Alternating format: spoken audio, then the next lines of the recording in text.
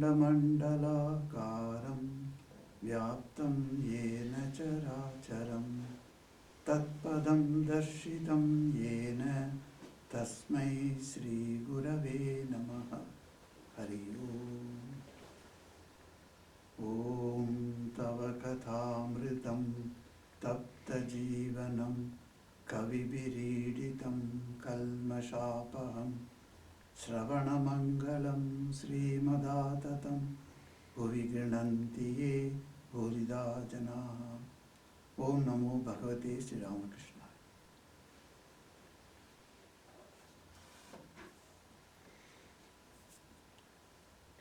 Welcome to the readings from and thereupon reflections on the Gospel of Sri Ramakrishna.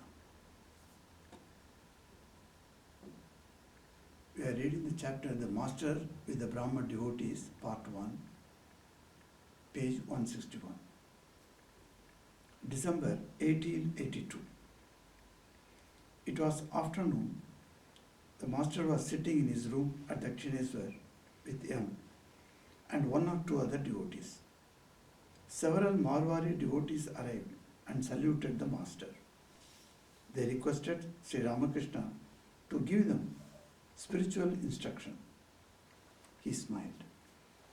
Master, to the Marwari devotees, you see, the feeling of I and mine is the result of ignorance. But to say, O God, thou art the doer, all these belong to thee, is a sign of knowledge. How can you say such a thing as mine? The superintendent of the garden says, this is my garden. But if he is dismissed because of some misconduct, then he does not have the courage to take away even such a worthless thing as his mango wood box. Anger and lust cannot be destroyed. Turn them toward God. If you must feel desire and temptation, then desire to realize God, feel tempted by Him. Discriminate and turn the passions away from worldly objects. When the elephant is about to devour a plantain tree in someone's garden, the mahout strikes it with his iron-tipped goad. You are merchants. You know how to improve your business gradually. Some of you start with a castor oil factory. After making some money at that, you open a cloth shop. In the same way, one makes progress toward God. It may be that you go into solitude now and then and devote more time to prayer. But you must remember that nothing can be achieved except in its proper time. Some persons must pass through many experiences and perform many worldly duties before they can turn their attention to God. So they have to wait a long time. If an abscess is launched before it is soft, the result is not good. The surgeon makes the opening when it is soft and has come to your head. Once a child said to his mother, Mother, I am going to sleep now. Please wake me up when I feel the call of nature. My child, said the mother, when it is time for that, you will wake up yourself. I shouldn't have to wake you. The Marwari devotees generally brought offerings of fruit, candy, and other sweets for the Master. But Sri Ramakrishna could hardly eat them. He would say, they earn their money by falsehood. I can't eat their offerings. He said to the Marwaris, you see, one can't strictly adhere to truth in business. There are ups and downs in business. Nanak once said, I was about to eat the food of unholy people when I found it stained with blood. A man should offer only pure things to holy men. He shouldn't give them food earned by dishonest means. God is realized by following the path of truth. One should always chant His name. Even while one is performing one's duties, the mind should be left with God. Suppose I have a carbuncle on my back. I perform my duties, but the mind is drawn to the carbuncle. It is good to repeat the name of Rama, the same Rama who was the son of King Dasharatha, has created this world. Again, as spirit, he pervades all beings. He is very near us. He is both within and without. Chapter 7. The Master and Vijay Goswami. Thursday, December 14th, 1882. It was afternoon. Sri Ramakrishna was sitting on his bed after a short noonday rest. Vijay, Balaram, Yam and a few other devotees were sitting on the floor with their faces towards the Master. They could see the sacred river Ganges through the door. Since it was winter, all were wrapped up in warm clothes. Vijay had been suffering from colic and had brought some medicine with him. Vijay was a paid preacher in the Sadharan Brahman Samaj. But there were many things about which he could not agree with the Samaj authorities. He came from a very noble family of Bengal, noted for its piety and other spiritual qualities. Advaita Goswami, one of his remote ancestors, had been an intimate companion of Sri Chaitanya. Thus, the blood of a great lover of God flowed in Vijay's veins. As an adherent of the Brahma Samaj, Vijay no doubt meditated on the formless Brahman, but his innate love of God, inherited from his distinguished ancestors, had merely been waiting for the proper time to manifest itself in all its sweetness. Thus Vijay was irresistibly attracted by the God-intoxicated state of Sri Ramakrishna and often sought his company. He would listen to the Master's words with great respect, and they would dance together in an ecstasy of divine love. It was a weekday. Generally, devotees came to the Master in large numbers on Sundays. Hence, those who wanted to have intimate talks with him visited him on weekdays. A boy named Vishnu, living in Aryadaha, had recently committed suicide by cutting his throat with a razor. The talk turned to him. Master, I felt very badly when I heard of the boy's passing away. He was a pupil in a school and he used to come here. He would often say to me that he couldn't enjoy worldly life. He had lived with some relatives in the western provinces and at that time used to meditate in solitude in the meadows, hills and forests. He told me he had visions of many divine forms. Perhaps this was his last birth. He must have finished most of his duties in his previous birth. The little that had been left undone was perhaps finished in this one. One must admit the existence of tendencies inherited from previous births. There is a story about a man who practiced the Shava Sadhana. Shava Sadhana means a religious practice prescribed by the Tantra, in which the aspirant uses a Shava or corpse as his seat for meditation. He worshipped the Divine Mother in a deep forest. First, he saw many terrible visions. Finally, a tiger attacked and killed him. Another man, happening to pass and seeing the approach of the tiger, had climbed a tree. Afterwards, he got down and found all the arrangements for worship at hand. He performed some purifying ceremonies and seated himself on the corpse. No sooner had he done a little japa than the Divine Mother appeared before him and said, "My child, I am very much pleased with you. Accept a boon from me." He bowed low at the lotus feet of the goddess and said, "May I ask you one question? Mother, I am speechless with amazement at your action. The other man worked so hard to get the ingredients for your worship and tried to propitiate you for such a long time, but you didn't condescend to show him your favor. And I, who don't know anything of worship, who have done nothing, who have neither devotion nor knowledge nor love, and who haven't practiced any austerities, I am receiving so much of your grace." The Divine Mother said with a laugh, My child, you don't remember your previous births. For many births, you tried to propitiate me through austerities. As a result of those austerities, all these things have come to hand, and you have been blessed with my vision. Now ask me your boon. A devotee. I am frightened to hear of the suicide. Master. Suicide is a heinous sin, undoubtedly. A man who kills himself must return again and again to this world and suffer an agony. But I don't call it suicide if a person leaves his body after having the vision of God. There is no harm in giving up one's body that way. After attaining knowledge, some people give up their bodies. After the gold image has been cast in the clay mold, you may either preserve the mold or break it. Many years ago, a young man of about 20 used to come to the temple garden from Baranagar. His name was Gopal Sen.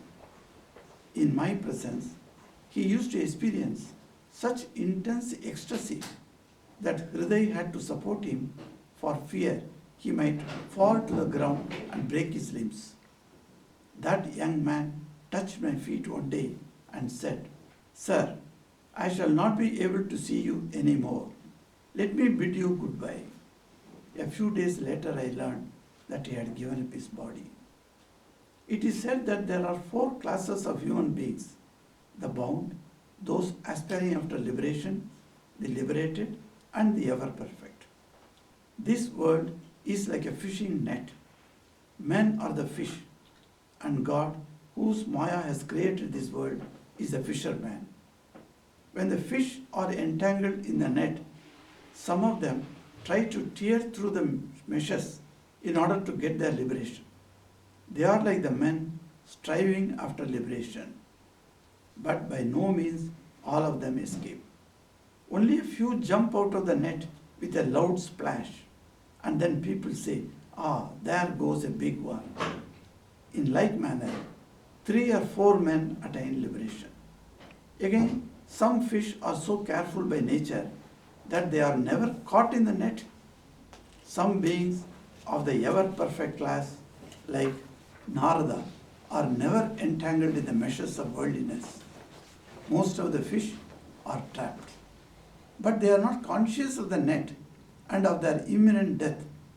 No sooner are they entangled than they run headlong, net and all, trying to hide themselves in the mud. They don't make the least effort to get free. On the contrary, they go deeper and deeper into the mud. These fish are like the bound men.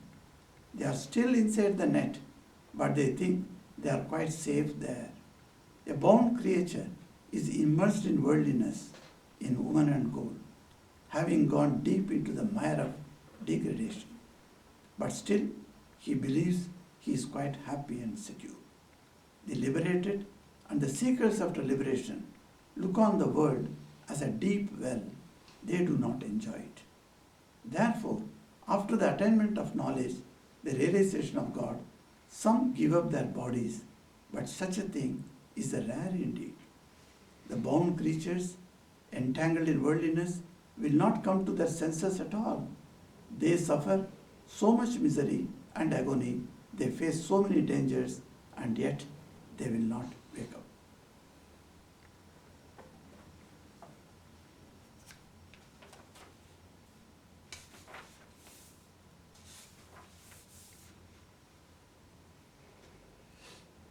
So we have some readings from the Gospel of Sri Ramakrishna.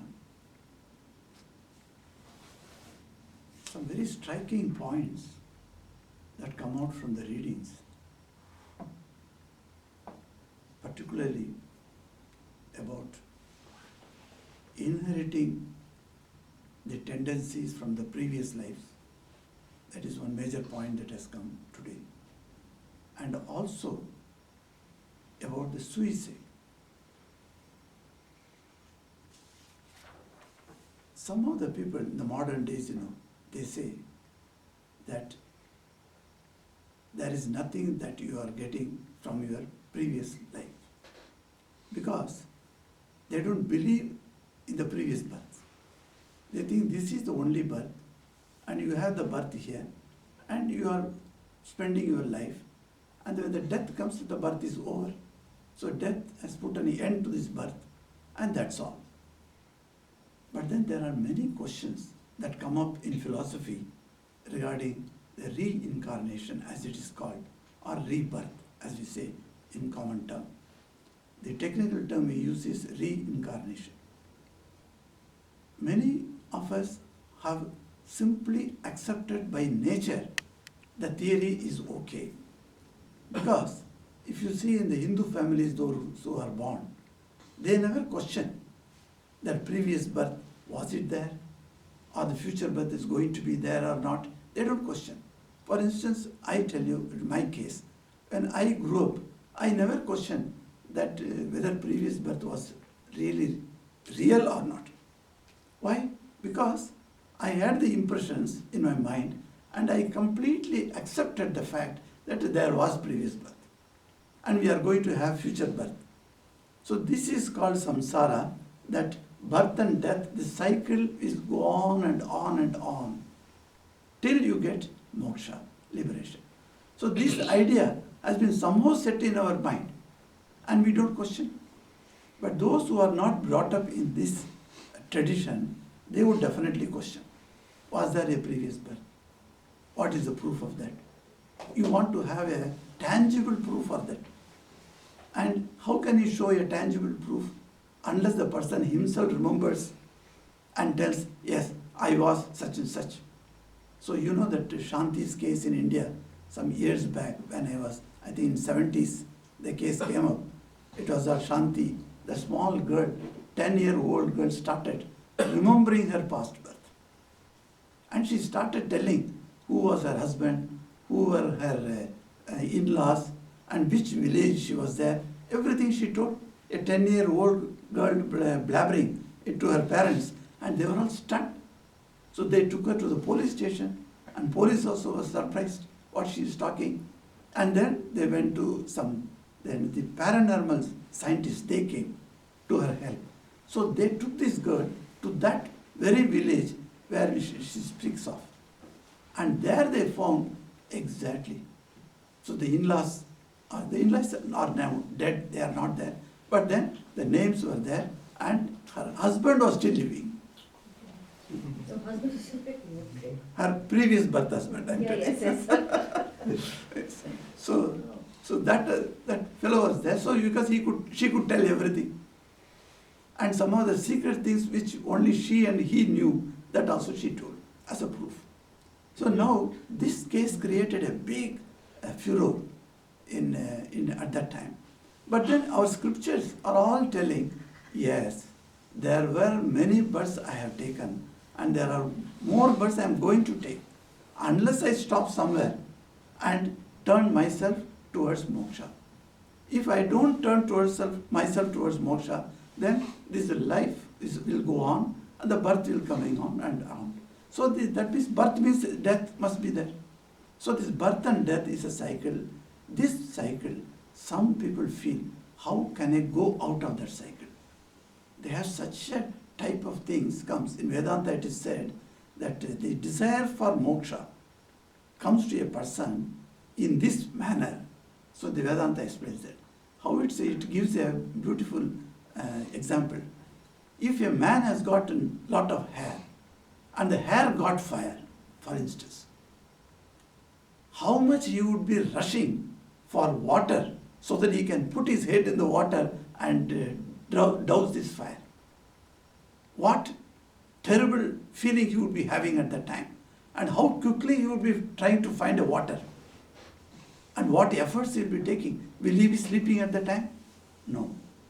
So such type of vairagya comes for some, and they say that we cannot stay even for 1 second in the household atmosphere. We must quit. Like that they quit. Pinjaradiva Keshari. That's a beautiful Vedantic explanation comes. Pinjaradiva. Pinjar means a cage. A cage, you have put a lion in a cage for a long time and the cage door is open, and how the lion comes out in a more beautiful way and majestic way he comes out and he walks out of the cage. Like that, some people are there who want to get out of this cage of samsara. So this vairagya comes because of the previous birth, lot of austerities they have undergone, they have done. So you cannot explain straight away, is there any proof? The proof is told like this. Our scriptures have got certain proofs to say. Swami Vivekananda speaks, he gave a lecture on reincarnation. And he gives 1, 2, 3, 4, like that he gives the reasons. It's a wonderful thing he says. The first reason he says is, see the ducks. Ducks laid eggs. From the egg, chicks have come out. The moment the chick comes out from the egg shell, it jumps into the water and swims.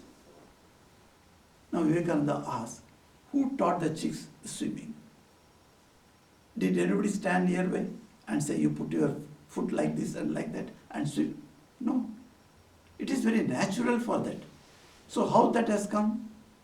A young student, say at the age of 7, 8 like that, and that boy repeated the entire Bhagavad Gita backwards.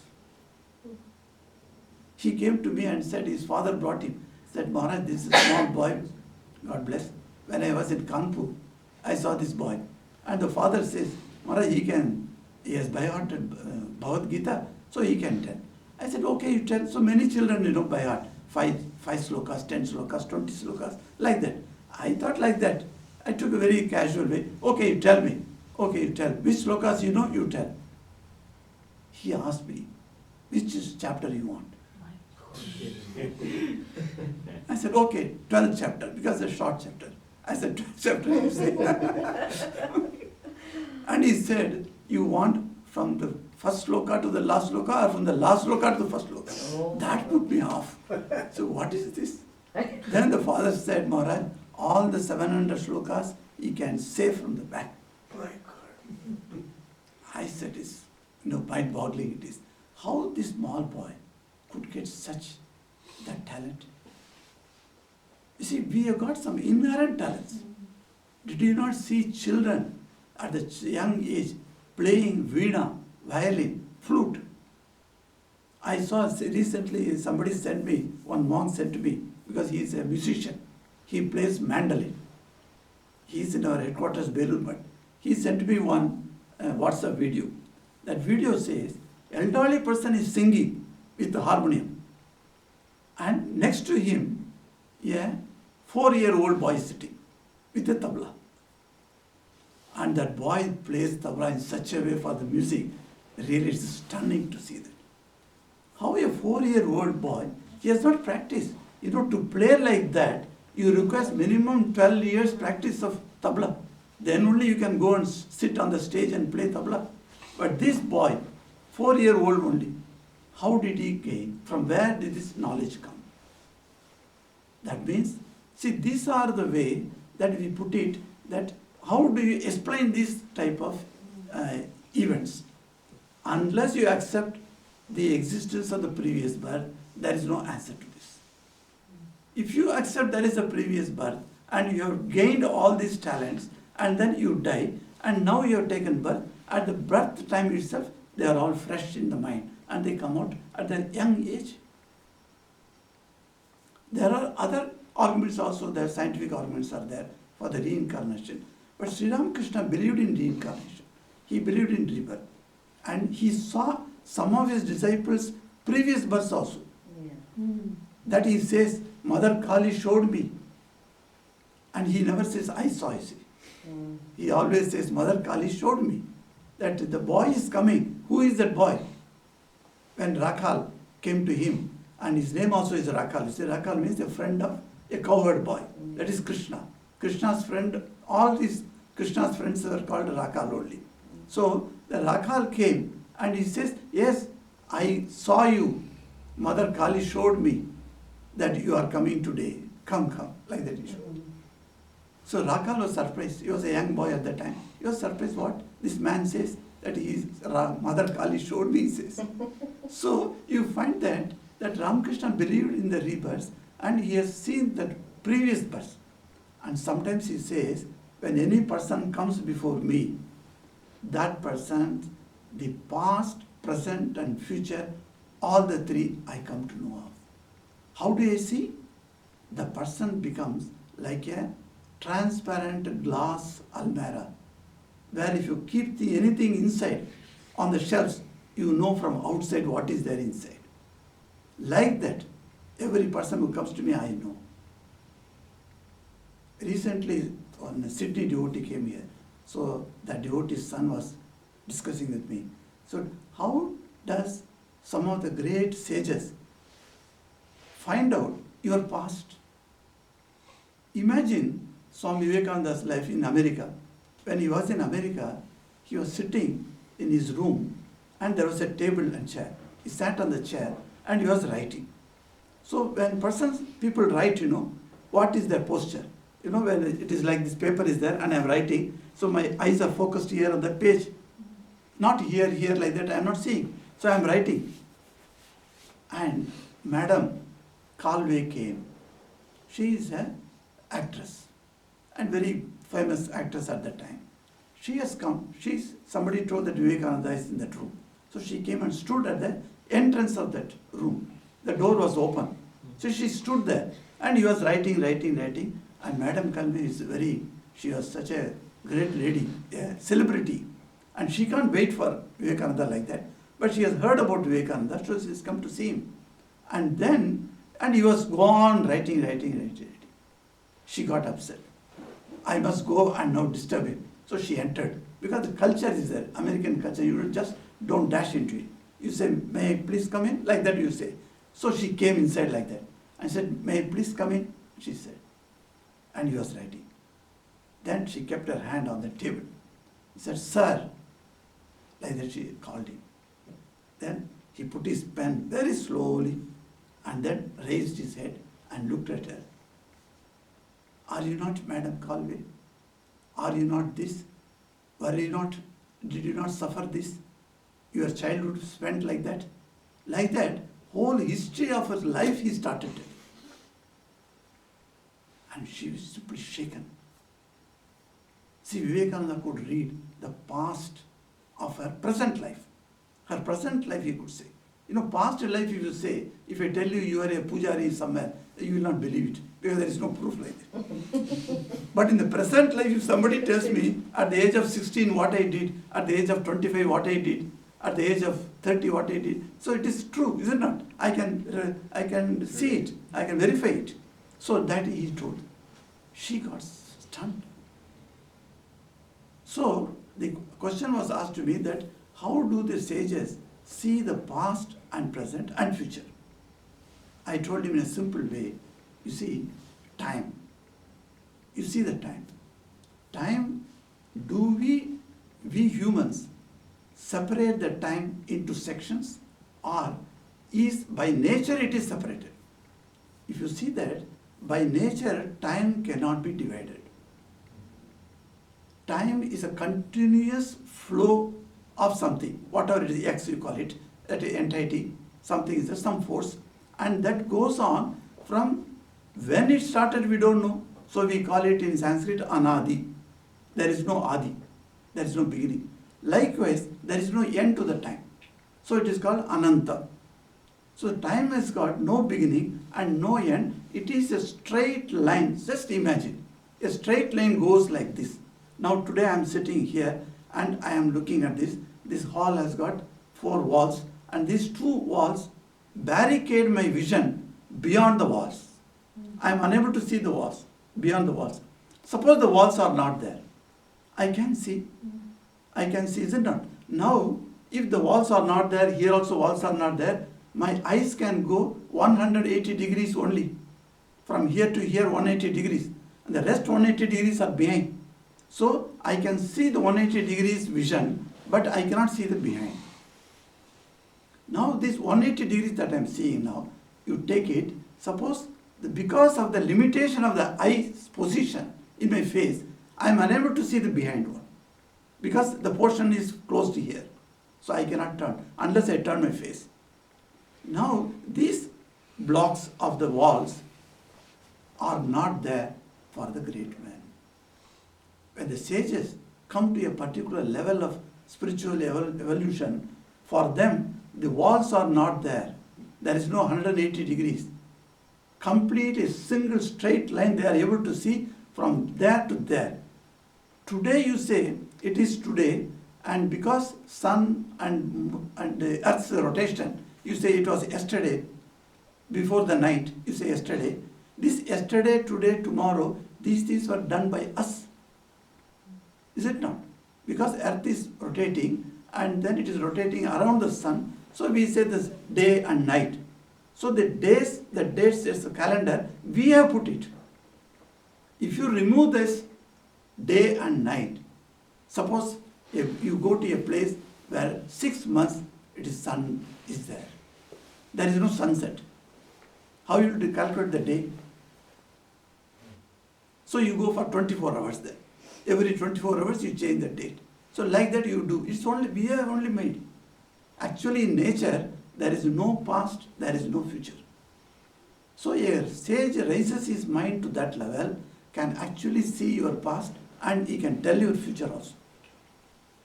Otherwise, how do they say that? There are many instances we find among the sages when they have pointed out your past and then they tell about future also. How you are going to do like that. So, Sri Ramakrishna could see everything. That's why according to the person's need, he used to give his upadesh, his teaching. His teaching is not for generally for everyone. When he is talking to the Marwadi devotees, you find specifically to those people who sat before him, he is instructing them. And that type of people, if in future if they come, that is also suitable to them. If I am like that, in that person's tendency, and it may suit me also. So here you see, in this place he says that there is a tendency, each one is born with some tendency, which we call samskaras. The samskaras are acquired and then it stays with you, and then the next birth, they are all not acquired, they are all just come out. So we find in the same family, if two children are there, both the children are quite different. From the tendency you can watch, parents can say, oh, my son is like this, my daughter is like that. Oh, because the tendencies are different. So each one of us, we may belong to one family, but then we are all, each one is different. As the husband and wife coming from different families, their samskaras are different. Like the children born to the parents, there also is different. Because each one is one jivatma. We have come here into this world to work out our karmas, and then finally reach the emancipation or the knowledge that we have to gain. So we have to go on like this. So here, Sri Ramakrishna says about this, how wonderful it is. So he gives an example of Shavasadhana. Shavasadhana is a method in tantric methods that you sit on a dead body and then do japa and meditation and other puja, etc. So when you do that, it's very surprising, and the Shavasadhana says that that method will bring you the result immediately. If you sit there and do that, very difficult to sit on a corpse. People don't sit near the corpse. And you go to when I went to Guwahati, of course one person is there from Assam? No, noontime he came. That boy came from Assam. So I was talking to him about Guwahati. So in Guwahati place, when I went there, in one place there was a big Kali temple was there. It was inside the cremation ground. So when I went there and I saw the Kali, etc., we did everything, Arati, etc., and we came out and dead bodies were coming. And they are burning the dead bodies there, you see. So I stood there and saw, etc. So think of putting a dead body on the ground and you sit over there and do your japa. There are certain very peculiar, unheard of things are there in tantric worship. Tantric worship, that's why it was always a secret. It was never with the public, the Vedic worship was as famous and popular among the public. Tantric worship was not popular. Tantric worship were familiar in certain areas of India, not in all the parts of India. And eastern India and also in the southwestern parts, we have some type of tantricism being practiced. And even now there are places in Bengal and Assam and also Odisha, you find some tantrism is being practiced. So it's all right. That's also one of the ways that Sri Ramakrishna says. So it doesn't matter. So there are some bizarre method as we look it like that for the common man. And they say, oh, how difficult it is. We all wonder. But then it is like that. So one man sat on that and then he said, suddenly a tiger comes and he kills him. Another man seeing the tiger, he went up the tree. So that man was killed, okay. But this man came down and sat there. He saw that everything ready. Puja article, everything ready. So he sat there and did japa and mother appeared. And mother says, I am happy with your devotion. I want to give you boon. Instead of asking the boon, this fellow says, first you explain to me. He doesn't ask any boon, you see. He says, first you tell me, what is this? It's something amazing. I don't have any austerities I have not done. I have not done no tapasya and no devotion. Only I came and sat at this and then started thinking of you and you came. And that man has done all the arrangements and he was killed by. So she gives an answer. Because in the previous birth you have done enough of austerities, enough of puja, this birth you have come like that. You know, there are some saints who reach almost to the level of realization, say moksha.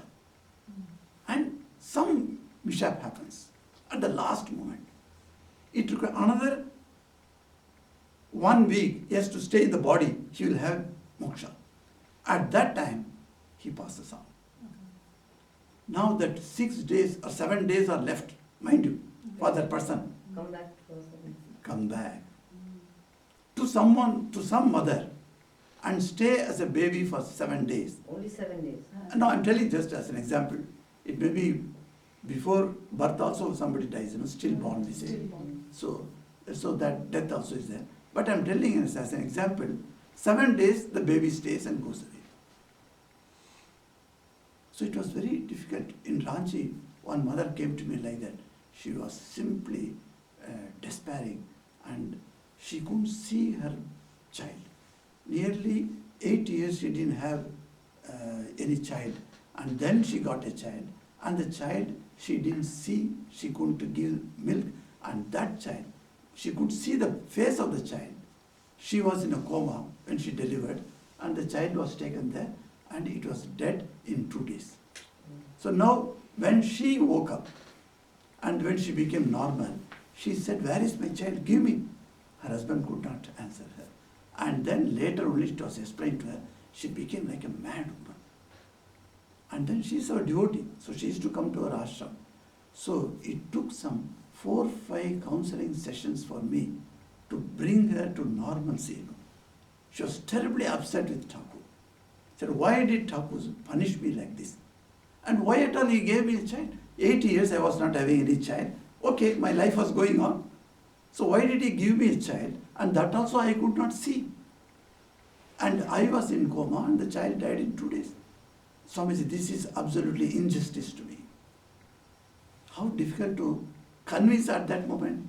So slowly talking to her, I brought her to the senses. You see, certain things we do not know. If the child has come to you only to take the body and gone, he must have been a great man in the previous birth. And he is searching for some such soul, some mother who can accept that. You accepted him, so he came into you. And then he has left. Like that I had to console her. But then there may be truth in that or that may be simply my imagination. But then whatever it is, finally she accepted the fact of the past birth. That's the past birth. We all have the past birth. And we meet also each other like that. Can you imagine when I went to, I'm happy to tell you today one South African devotee is here. Mr. Nirvan has come. So I went to South Africa for the first time in 2007. And in we have got so many centers in South Africa. Each center gave me a welcome reception. So in one of the welcome reception I was sitting. All the people are sitting and children were sitting in front. That one child, cute looking one girl, about 5-year-old, she was smiling at me. I also smiled at her. First time we are meeting, no? I also smiled at her. And then I was talking, a 1 hour lecture. And the lecture was proceeding. Suddenly I would just look at this child. She has been smiling at me all the time. I was thinking, what is it? Other children are not smiling all the time. But this girl is smiling all the time. Whenever I look at her, she's smiling. I said, okay. Then when the program was over, then in South Africa, everything is very well managed, I tell you. You cannot even imagine our headquarters. Swami General Secretary Maharaj came. Swami Suitananji, now he is the Vice President.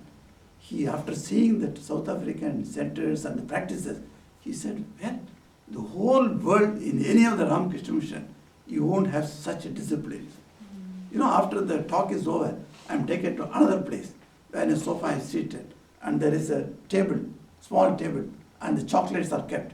And I have to give the chocolate to everyone. And they all will come and make pranam family-wise. And I can talk to them.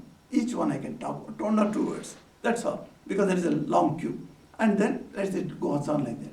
So when this girl's parents and this girl came, so I took the chocolate and kept on her hand. And then I held her palm.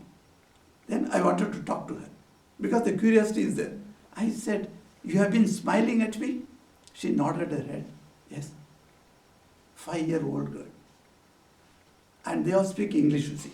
So there's no problem in the language. I said, you have been smiling at me, but you don't know me. I came only 1 week back. You don't know me, but you are smiling at me. Like that I said, just to increase the curiosity. And the parents are standing next to her. She said, no, I know you. Like that she said. I said, how do you know me? From my past birth. She said. I was stunned. Why I am telling you? The parents were stunned. The parents are telling me, Maharaj, this past birth, these 2 terms, she has never used in her home. She has never pronounced it. But she said. So, see, suddenly the past birth memory is sparked off at any type of incident or any type of things that come to a place. And certain places you stand, when you go there, you feel that, oh, you have seen already that place. Like that you feel. That means in your some past birth, some incident has happened there. So you feel familiar to that place. Saradananji and Naren reached a home. They said, hey, this seems to be the same place that I have seen earlier. Naren says like that. So that is written in the master's life. So you can see that suddenly it may spark off. Generally, we are not allowed to go into the past. That has been a great boon for us in this life.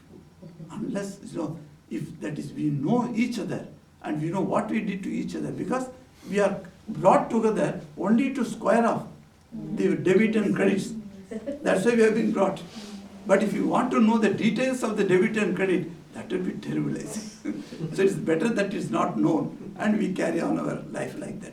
But then you cannot deny the existence of tendencies, which is called samskaras. Samskaras are there and it comes, and there only your personal likes and dislikes are exhibited through the samskaras. A 2-year-old child can say, no, I won't eat. Can you imagine? What world she has seen? But she says, no, I don't like it. How the likes and dislikes comes for a 2-year-old child? So it's all because of samskaras. Samskaras are there. So Sri Ramakrishna says, the samskaras are there, but then he says, it is a heinous sin to commit a suicide. Undoubtedly, a man who kills himself must return again and again to this world and suffer its agony. That's what happens to the people. They become ghost. That is, there is no body, but then the soul remains. And suppose I am supposed to die at, say, 80 years of age. And 70 years I commit suicide. The 10 years, what will happen? I will roam around in this world without body in the soul aspect. So my man, chitta, buddhi, ahankar, this all the 4, and with the 10 kinds of prana, they are all mixed together. That soul will be moving here and there. We find in Vrindavan, when Brahmananda Maharaj, the direct disciple of Sri Ramakrishna, went there and doing tapasya in one room. He would get up midnight, and by midnight he would get ready by 11:45 or so, and then he would sit for meditation. Meditation would go for till the sunrise. And then he was sitting like this, and suddenly he heard one day, and it's a small room, and there is a ventilator is there. So his small room is meditating. Suddenly his meditation was disturbed. Then he heard somebody is rotating the mala, japa mala. When the japa mala you rotate, the one bead clashes with another bead, it creates a beautiful sound. So the sound was coming. So he opened his eyes and said, nobody is there in this room. But then why this is coming? Then he keenly observed from where the sound comes. We humans have got that ability. From the sound you can find out the direction. So he slowly found it, and then the ventilation, he saw the sound is coming. And a few seconds he looked at the ventilation there. Suddenly he found a ghost was sitting there. And the ghost is telling, when he met the eyes, then he saw it, immediately started making pranam to him. Oh, Rishi, he addressed him, said, oh, great sage, I am here and I am suffering. I don't have a body. Can you please release me from this state of existence? I can never accept this. I am suffering so much. That's what Sri Ramakrishna says. It brings you, a man who kills himself must return again and again and suffer its agony. Because you have committed a suicide which is not supposed to.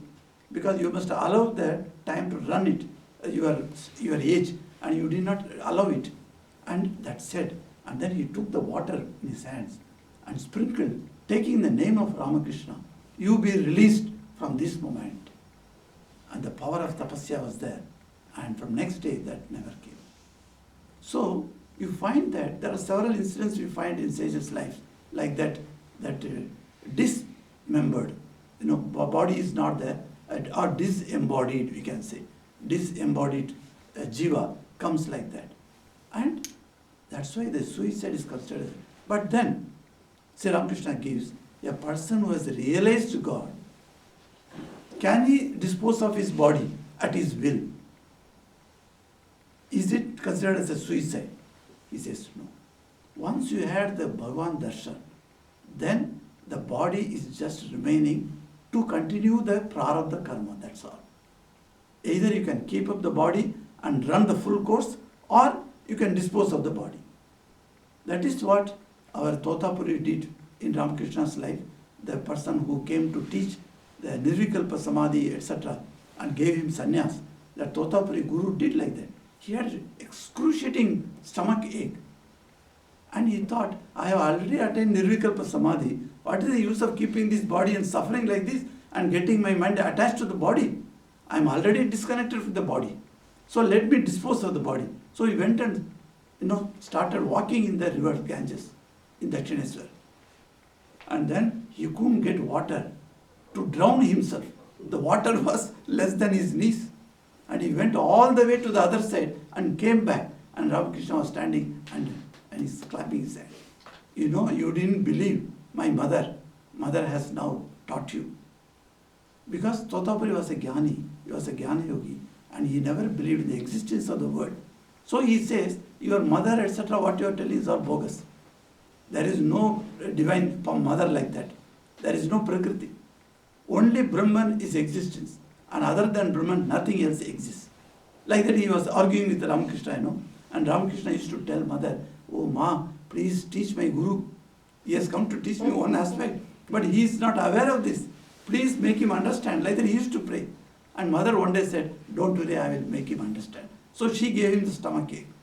And she also made the Ganges go slow, so he could not drown himself. Then he realized that yes, if Brahman is there, Shakti also must be there. That teaching, in Ramakrishna's teachings, you will find very prominently Brahman and Shakti. If Brahman is true, Shakti also is true, he says. You cannot deny that existence of the Shakti. And through the Shakti, the Brahman being the basis of the Shakti, conducts this entire world. So you cannot technically say Brahman is creating this universe, Brahman is sustaining this universe or destroying this universe. You cannot say.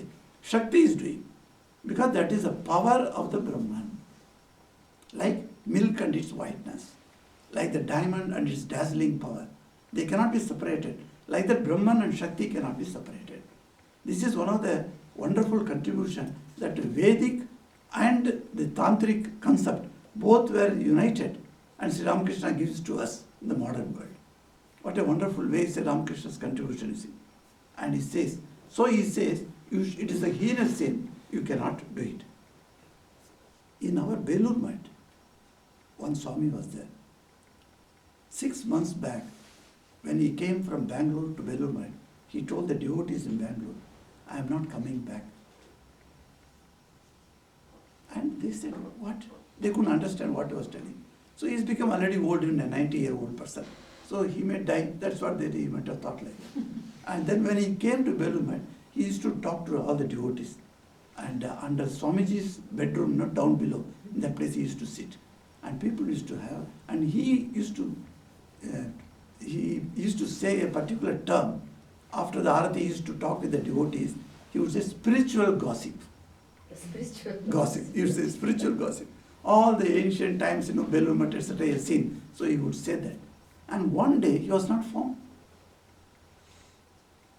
What happened? What happened? He's not there. Such an old man. And with the lathi he moves on. He's not found. And then in Belur Math, you got these cameras are there everywhere. So a big study was made. 24 hours back, all the cameras were put on and the recordings were seen. And they found at 2:30, 3 o'clock early morning, where the room where he was there, the light is on. And through that path he comes down. And then one by one camera, different places they are there, they are connecting it. And when they found it, slowly he was led by 3:30. He has come to the behind the portion of the Ramakrishna's temple. And there he kept his lathi and he is doing pranam again and again. And slowly he goes to the left side and goes into the steps near the Ganges. And then he puts his lathi there and he mixes with the Ganges. So he goes into the Ganges. Next day only the body was found. So then because the camera was there, the whole thing was done. And later only we come to know that he has decided to leave the body. He says there is no meaning of maintaining the body for me. So if the sannyasis who feels that they have realized the soul and they have seen God in form or without form or in meditation, they have realized, after that they don't need to keep the body. So what is this? If you say that they don't need to keep the body, what is the meaning? So here Sri Ramakrishna says, one beautiful example I would like to quote that. Some people, after the vision of God, let the body go. There is no harm in giving up one's body that way, not in any other way. So if you are not realized, you cannot leave the body. After attaining knowledge, some people give up their bodies. Then the example comes.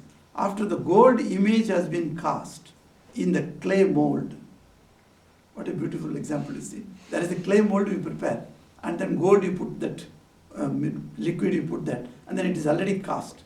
Then you may either preserve the mold or break it. Doesn't matter at all. So that's how he justifies the saints who have gone to high level of realization. They may keep their body or they don't need to keep up the body. So you find in some of the saints' life like that. It's very interesting.